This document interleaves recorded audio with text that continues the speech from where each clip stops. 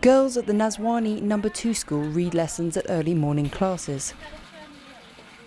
The hundreds of girls and preschoolers who study here in Feyzabad in the very north of Afghanistan aren't sitting outside to enjoy the weather. This school lacks sufficient classrooms and teaching materials for everyone. However, Principal Pashtun Shana says the standards at her school are still high. During the 16 years I've been principal of this school, it was destroyed. We don't have walls, classrooms, chairs, books or stationery. But this is not a problem for us.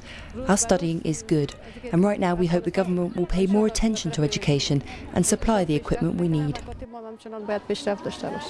The results back her up. There are more girls from this province of Badakhshan in Kabul University than from anywhere else in Afghanistan. The girls here study hard at mathematics, physics, chemistry, biology and English.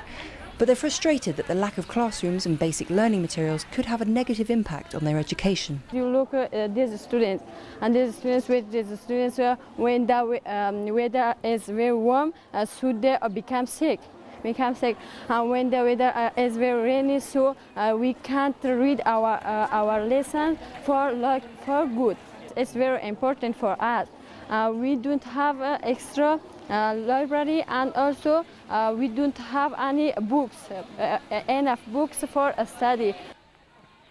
Rosemary Stashek from American charity A Little Help has come to the school to aid these ambitions, with donations of tents for temporary classrooms and learning materials. Lasting peace and security in Afghanistan is not just reliant on a military solution. NATO needs civilians like Rosemary to bring their support and expertise to the country.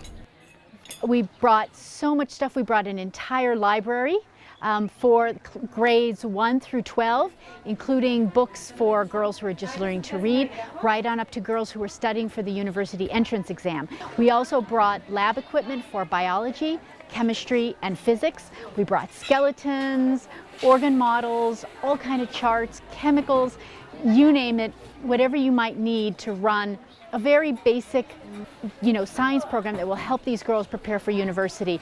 We tried to give it to them. But not everyone agrees with girls' education, and elsewhere in Afghanistan, girls' schools are targeted for attack, teachers threatened and pupils intimidated into not attending. A society is really built upon how it treats women. Women really are in the home.